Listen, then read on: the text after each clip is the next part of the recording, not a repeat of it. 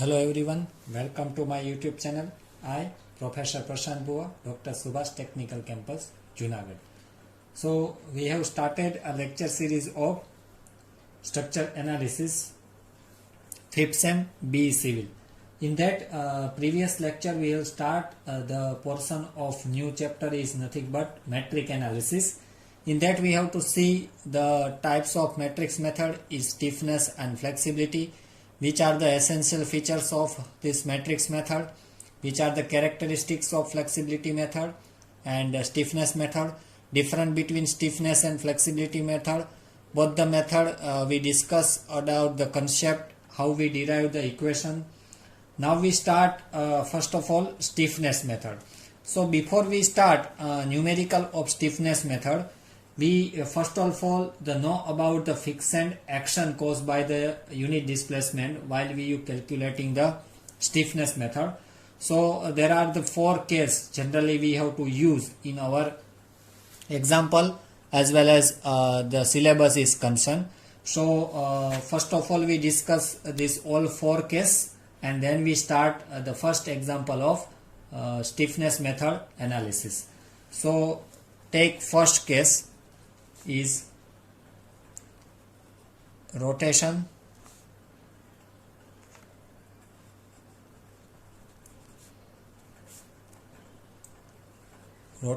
of support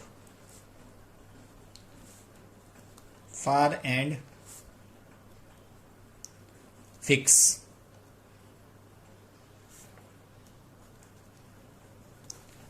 Now we find out the rotation of support where far end is fixed.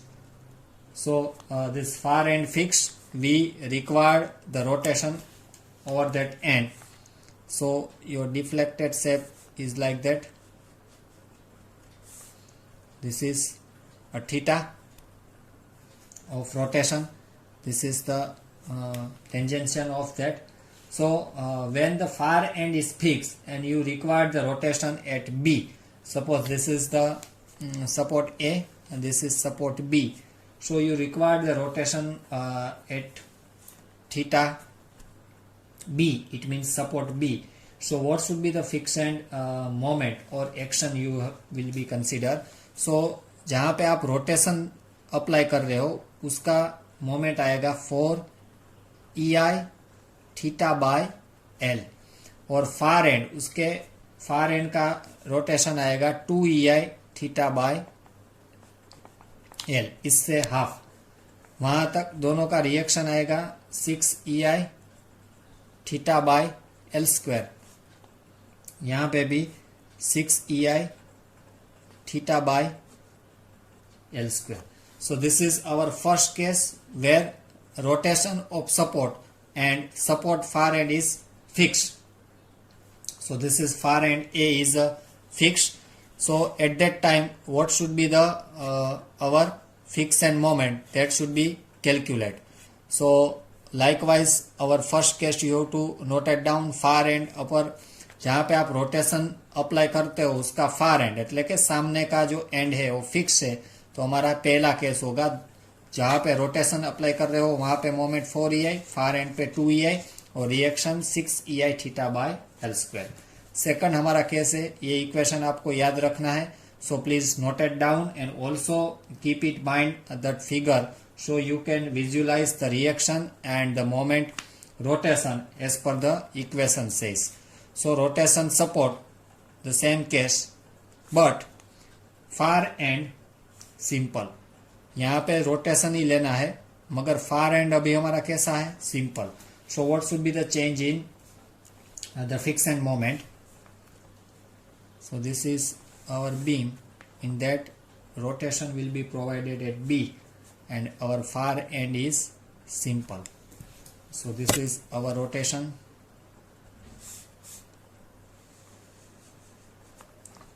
Theta B. This is support A, distance L. So when we provide the rotation, this is 3 EI theta by L. यहाँ पे rotation क्या आएगा, 0, क्योंकि कैसा and है, simple. सो दोनों का reaction के लिए 3 EI theta by L square, और यहाँ पे भी 3EI theta by L square. So जब भी आपको फिक्शन एंड मोमेंट फाइंड करना है रोटेशन के लिए और उसका फार एंड सिंपली है, at that time you have to use this case number 2। And जहाँ पे आप रोटेशन दे रहे हो उसकी मोमेंट आएगी 3EI theta by L, far end simple है उसके लिए मोमेंट आएगा 0, और दोनों के लिए रिएक्शन मिलेगा आपको 3EI theta by L square, 3EI theta by L square. Third case हम ले रहे हैं, case number 3, sinking of support। It means कोई भी एक एंड है वो सिंक होता है due to unequal loading condition, और you may be taken as a unequal support condition. उसमें पहले हम लेते हैं far end fix.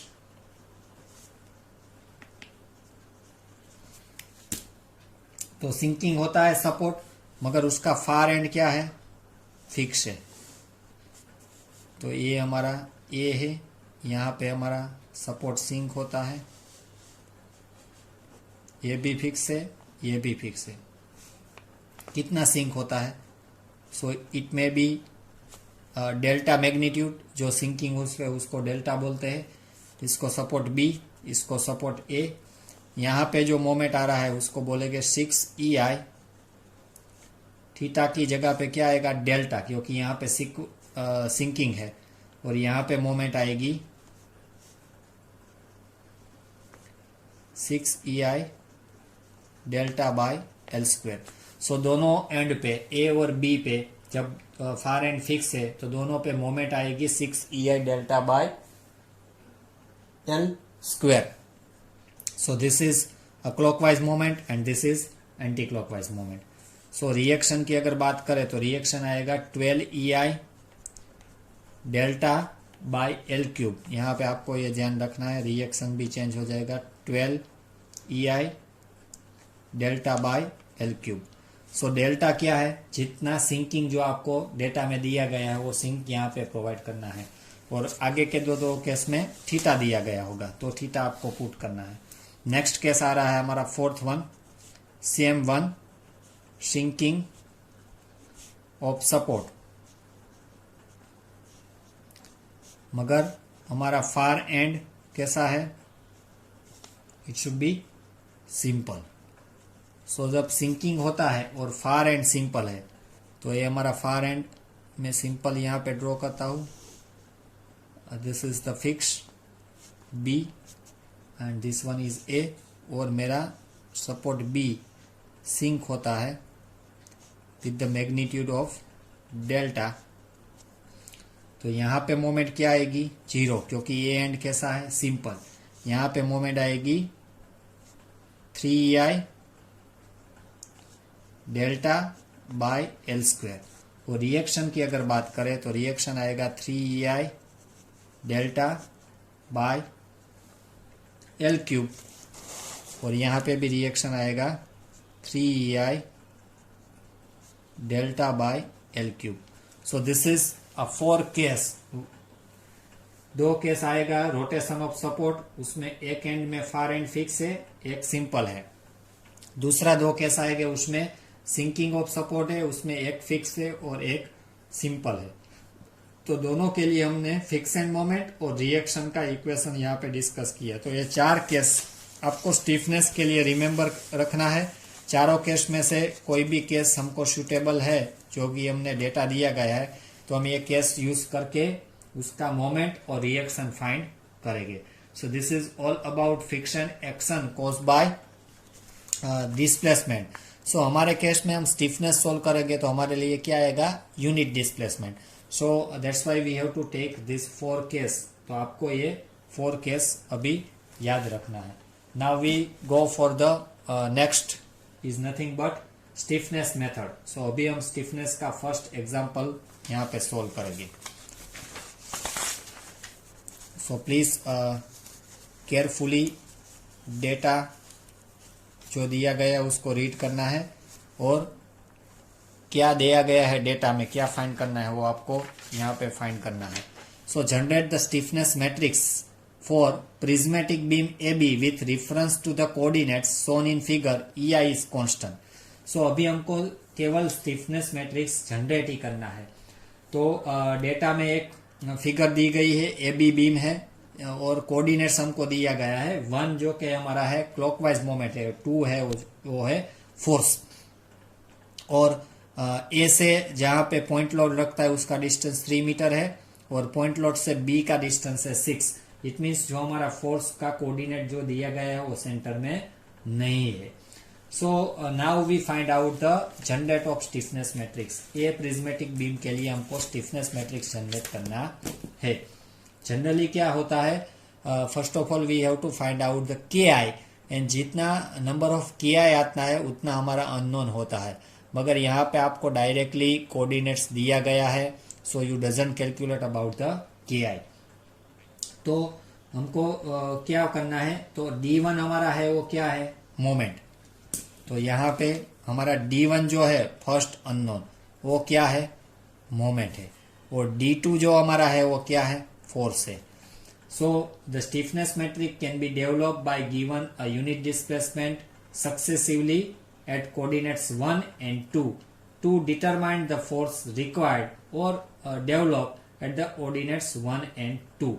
So to generate the first column of stiffness matrix S is given unit rotation at coordinate 1, the force required R. So सबसे पहले हमको क्या करना है, पहला step D1 is equal to 1 is applied। सबसे पहले क्या फाइंड करना है, अप्लाइड यूनिट लोड फाइंड करना है D1 पे। तो मैं फिर से ये फिगर ड्रॉ कर देता हूँ। उसमें एक हैंड हमारा रोलर है, एक हैंड हमारा हिंज है, और यहाँ पे हमारा डिफ्लेक्शन शेप ड्रॉ करना है due to D1 is applied. So D1 हमारा क्या है, यूनिट डिस्प्लेसमेंट है। D1 हम क्या ले रहे हैं, 1। तो यहाँ पे ये हमारा टेंजेंशियन है कर्व का। सो यहाँ पे जो 1 के ऊपर 1 के लिए जो इफेक्ट होती है उसको हम क्या बोलते हैं, S11। 1 कोऑर्डिनेट के ऊपर जब 1 अप्लाई करते हैं, 1 पोजीशन यूनिट लोड अप्लाई करते हैं, S11। जो 1 के लिए 1 पे अप्लाई करते हैं और 2 पे इफेक्ट होती है उसको बोलते हैं S21। सो हम D1 जब अप्लाई करेंगे तो हमको 2 कोऑर्डिनेट्स मिलेगा, S11 S21। Same way second step हमारा क्या है, अप्लाई D2। सो अभी D2 इज इक्वल टू 1 हमको अप्लाई करना है सेक्शन में। तो 1 है वो हमारा 0 हो जाएगा। जब हमने यहाँ पे रोटेशन अप्लाई किया था तब फोर्स 0 हो गया था। अभी हमको फाइंड करना है D2।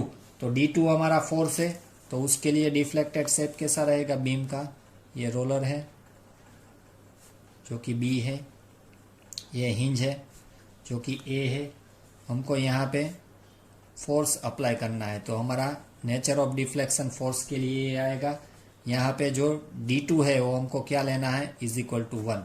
तो 2 के हिसाब से 2 पर जो इफेक्ट होती है उसको क्या बोलते हैं, S22, और 2 के हिसाब से जो 1 पोजीशन है उस पर इफेक्ट होती है उसको बोलते हैं S12। तो यहाँ पे भी हमको 2 कोऑर्डिनेट्स मिलेंगे स्टिफनेस के। तो अभी हमको स्टिफनेस मैट्रिक्स से वो डिराइव करना है। तो हम पहले हमने D1 अप्लाई किया और डिफ्लेक्टेड शेप ड्रॉ किया और बाद में D2 अप्लाई किया। सो नाउ टू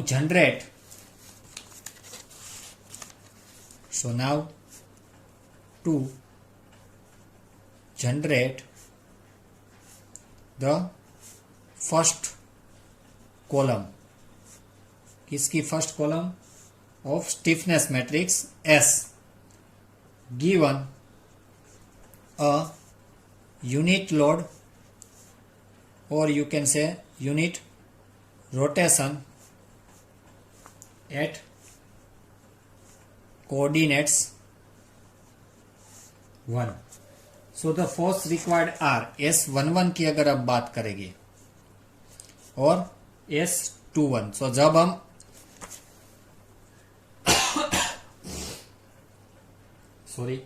जब हम कोऑर्डिनेट्स 1 यूनिट रोटेशन अप्लाई करते हैं तो वहां पे जो इफेक्ट होती है S11 और S21 दो हमको मिलेगा, तो उसके लिए हमको फाइंड करना है। सो अभी हमको जहां पे रोटेशन की था उसका फार एंड अगर आप देखोगे तो क्या है, सिंपल। तो हमारा केस कौन सा आएगा, rotation of support far end simple. हमारा फार एंड क्या है, सिंपल। तो उसके लिए मोमेंट का क्या आ रही है, 3ei थीटा बाय एल। तो थीटा यहाँ पे 0 है क्योंकि हमने यूनिट रोटेशन अप्लाई किया है। तो S11 क्या आएगा, 3ei by L, it means 3 plus 3ei by L, it means 6। तो दो मेंबर है, एक A2, यहाँ पे अगर आप A2C क्या है 3, तो एक जो मोमेंट हमारी बनेगी वो 3ei by L, it means 3 की होगी, और एक मोमेंट हमारी जो बनेगी वो C2D के लिए होगी, C2B के लिए सॉरी, वो मिलेगा 3ei बाय 6। तो फर्स्ट S11 मिलेगा हमको 1.5 ei। अभी हमको लेना है S21, तो वो हमारा फोर्स है। तो अगर आप वही इक्वेशन में फोर्स का इक्वेशन देखोगे तो क्या मिल रहा है, 3ei theta by L square. तो एक हमारा डाउनवर्ड आएगा, एक आएगा अपवर्ड। सो एक हमको माइनस लेना है और एक जो लेना है वो पॉजिटिव। सो 3ei बाय एल स्क्वायर। तो A2C के लिए एल स्क्वायर क्या आएगा, 3 स्क्वायर, और एक आएगा 3ei बाय एल स्क्वायर, उसमें आएगा 6 का स्क्वायर, क्योंकि C2B हमारा क्या है, 6 है। तो दो स्पान के लिए डिफरेंट हमको फाइंड करना है। तो अगर आप ये सोल्व करोगे तो आपको आंसर मिलेगा 0.25 ei। So now to generate the second column of stiffness S given the unit displacement at coordinate 2। अगर हम कोऑर्डिनेट 2 अप्लाई करते हैं, यूनिट रोटेशन एट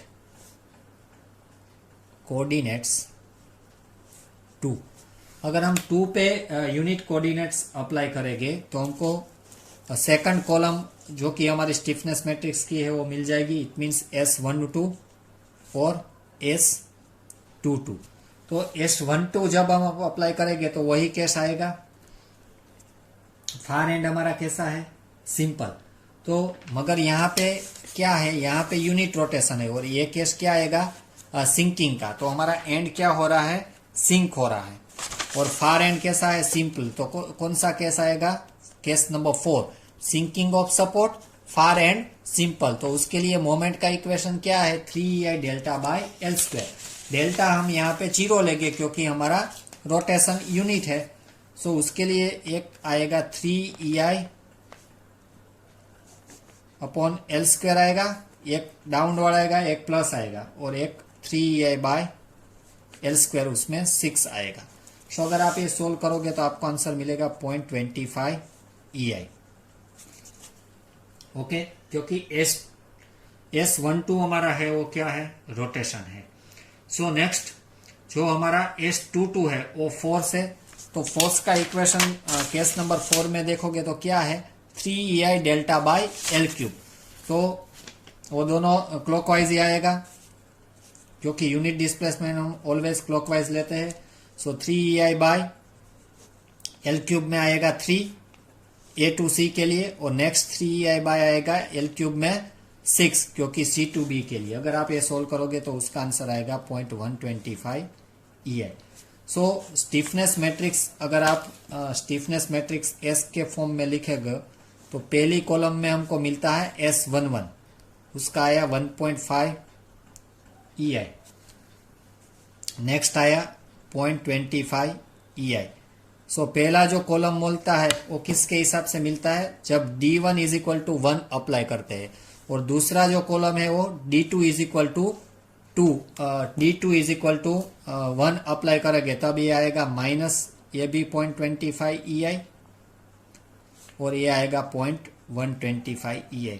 तो अगर आपको एसेंशियल फीचर्स ऑफ कैरेक्टरिस्टिक्स दोनों स्टिफनेस का याद है तो जो प्रिंसिपल डायगोनल है वो हमारा अननोन है, it means our D1 and D2, और जो रेस्ट ऑफ दिस डायगोनल हमारा है वो दोनों सेम आना चाहिए। देखोगे यहाँ पे ये दोनों कैसा है, same, it may be positive, it may be negative. So दोनों यहाँ पे सेम है, ये 0 हो जाएगा। सो अगर ये 0 हो गया तो हमारा मैट्रिक्स क्या बनेगा, ऐसे इसको बोलते हैं unit matrix. So at the end of stiffness matrix हमको यूनिट मैट्रिक्स ही मिलेगा, क्योंकि हमको रोटेशन हमने क्या अप्लाई किया है, यूनिट रोटेशन है, दैट्स वाई। सो यहाँ पे हम एस जो है स्टिफनेस मैट्रिक्स वो डिराइव कर लिया है। I hope you have to understanding. फिर से मैं रिपीट कर देता हूँ। यहाँ पे कोऑर्डिनेट्स 1 वो मोमेंट के रूप में दिया गया है, 2 जो है वो फोर्स के रूप में दिया गया है। तो पहले D1 हम अप्लाई करेंगे, तब D जो सेकंड फोर्स है वो हम निगलेक्ट करेंगे। तो 1 के हिसाब से 1 पे जो इफेक्ट होती है वो S11, 1 के हिसाब से 2 पर जो इफेक्ट होती है वो S21। तो यहाँ पे हमने सेकंड केस लिया और फाइंड किया S11 S21। और जब हम D2 is equal to 1 apply करते हैं तब 2 के हिसाब से 2 पर जो इफेक्ट होती है S22, 2 के हिसाब से जो 1 पे इफेक्ट होती है S12। तो हमने फोर्थ केस लिया और हमने फाइंड किया S12 और S22। ऐसा ही हम चारों केस को कंसीडर करके हम फाइंड करेंगे दिस S11 जो कि हमारा है stiffness coefficient and generate the stiffness matrix. तो यहाँ तक का आपको शॉर्ट क्वेश्चन में एग्जाम में पूछा जाता है जनरेट द स्टिफनेस मैट्रिक्स। तो केवल आपको स्टिफनेस मैट्रिक्स है वो जनरेट करना है। So at the end of example we got the stiffness matrix. Okay, so this is the first example.